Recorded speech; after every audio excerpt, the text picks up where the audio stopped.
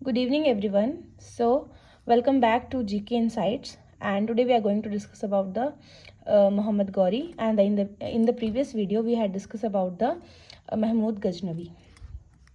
After the death of Ghazni 150 years तक कोई भी टर्किश इन्वेजन जो है वो इंडिया में नहीं हुआ। गौरी जो है उसने गजनी पे पूरा कंट्रोल कर लिया था और गौरी का जो इंडिया अटैक था वो था, उसका मोटिव था टू कॉन्कर इंडिया, इंडिया को जीतना, उसकी इकोनॉमिकल वेल्थ को जीतना। देन जब मोहम्मद गौरी ने जो है वो इंडिया पे अटैक किया तो वहाँ की जो पॉलिटिकल कंडीशन थी वो ज़रा ऐसी थी कि जो हमारा इंडिया है वो बहुत सारे किंगडम्स में डिवाइड था। ठीक है, नॉर्थ में भी अलग से किंगडम्स थे, साउथ में भी थे, तो ये अपना अपना जो है वो एरिया देखते थे सिर्फ, और एक दूसरे के साथ जो है वो इनकी ज़्यादा यूनिटी नहीं थी। देन जो गजनी के इन्वेजन से इन्होंने कुछ नहीं सीखा था। ठीक है, कोई भी सिचुएशन आती है हमें कुछ एक लाइफ लेसन दे के जाती है, लेकिन अगर हम उस चीज़ को नहीं सीखते हैं तो हमें उसका जो है वो खामियाजा दोबारा से हमें भुगतना ही पड़ता है। देन अगर हम इन्वेजन्स की बात करते हैं तो 1175 AD में जो है वो फर्स्ट इन्वेजन हुआ, जो कि हुआ मुल्तान वाले रीजन पे।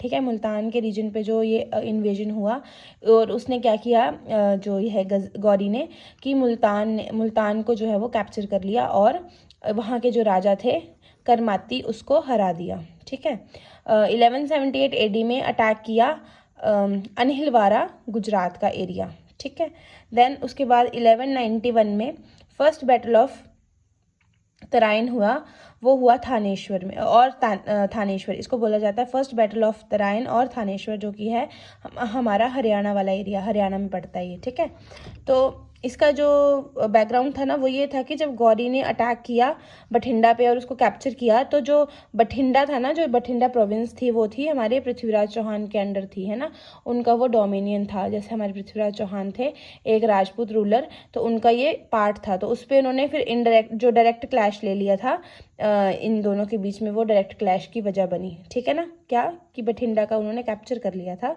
एरिया। देन जो गौरी है उसको डिफीट किया पृथ्वीराज चौहान ने फर्स्ट बैटल में। ठीक है, जब पहली बार युद्ध हुआ तो पृथ्वीराज चौहान जीते थे और गौरी बहुत बुरी तरीके से हारा था। ठीक है, और एक पृथ्वीराज चौहान जो थे वो एक राजपूत रूलर थे। अब नेक्स्ट की बात करते हैं अगर हम, तो सेकंड बैटल ऑफ तराइन की बात करते हैं, तो यहाँ पर जो है वो 1192 में पृथ्वीराज चौहान जो है वो हार गए थे। ठीक है, और गौरी ने उसको मार दिया था, गौरी के द्वारा वो मारे गए, और ये जो है वो टर्निंग पॉइंट हुआ। सेकंड बैटल ऑफ तराइन जो है वो एक टर्निंग पॉइंट साबित हुआ अजमेर और दिल्ली, क्योंकि इसका जो डायरेक्ट लिंक था वो अजमेर और दिल्ली के साथ था, तो वो उसको ऑक्युपाई कर लिया मोहम्मद गौरी ने। ठीक है, और उसके बाद जो है वो आफ्टर द बैटल, मतलब बैटल ख़त्म होने के बाद जो कुतुबुद्दीन ऐबक था उसका स्लेव था, गौरी का स्लेव था, तो उसको अपॉइंट किया as a viceroy of Indian province. ठीक है, तो इंडियन प्रोविंस का जो है वो वॉइस राय इसको क्या किया, बनाया, अपॉइंट किया।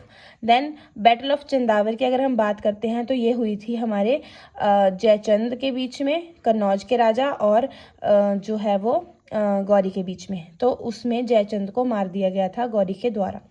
देन एक और यहाँ पे मेंशन मिलता है हमारा एक मोहम्मद बिन बख्तियार खिलजी, ये बहुत इंपॉर्टेंट है कि उन्होंने, ये था जनरल ऑफ गौरी। ठीक है, जनरल जो आर्मी थी उसकी गौरी की, उसका ये जनरल था, और इन्होंने क्या किया था, अदंतापुरी जो उड़ीसा वाला एरिया है उसको डिस्ट्रॉय किया था, नालंदा यूनिवर्सिटी को डिस्ट्रॉय किया था, विक्रमशिला यूनिवर्सिटी को डिस्ट्रॉय किया था, और उसको जला दी थी, उसकी जो लाइब्रेरी थी उसको जला दिया था, और कुछ भी नहीं वहाँ पे मतलब पूरी तरीके से डिस्ट्रॉय कर दिया था। ठीक है, उन्होंने लक्ष्मण सेन को, बंगाल के जो राजा थे, उसको डिफीट किया और वहाँ पे अपना कैप्चर कर लिया था। ठीक है, अपना एरिया जो है वो कैप्चर कर लिया और वहाँ पे अपनी पावर को इस्टेब्लिश किया।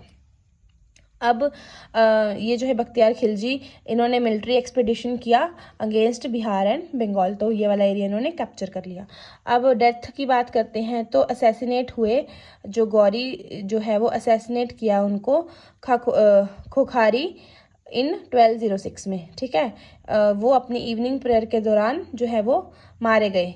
किसने मारा था, खुखारीज द्वारा मार दिए गए थे वो। ठीक है, अब यहाँ पे जो ऐबक था ना हमारा कुतुबुद्दीन ऐबक जो था वो जो इंडिया का प्रोविंस था ना उसके अंडर था, तो उसने क्या किया कि वो अपने वहाँ का मास्टर बना और वहाँ पे उसने फाउंडेशन जो थी इस्टेब्लिश किया अपना दिल्ली सल्तनत। ओके, 1206 में। अब ये जो एम्पायर है वो डिवाइड हो गया अपने आप में, क्योंकि राजा तो मर गया, यहाँ का जो हेड था। अब डिवाइड कर दिया स्लेव्स ने अपने बीच में उनको डिवाइड किया। तो ऐबक को मिला दिल्ली का रूल, नासिर उद्दीन कोबाचा को मिला मुल्तान का रूल, और बख्तियार खिलजी को मिला बंगाल, और तजुद्दीन यलदार को मिला गजनी। ठीक है, तो ये 4 इसके मेजर प्रोविंस थे जो कि इन्होंने आपस में बांट लिए इनके स्लेव्स ने। तो जो ऐबक था कुतुबुद्दीन ऐबक, फिर वो आगे चल के स्लेव डायनेस्टी की जो है वो नींव रखता है और दिल्ली सल्तनत की शुरुआत करता है। So that's all for today. In the next video we are going to discuss about the Delhi Saltanat slave dynasty. Thank you. Like, share and subscribe.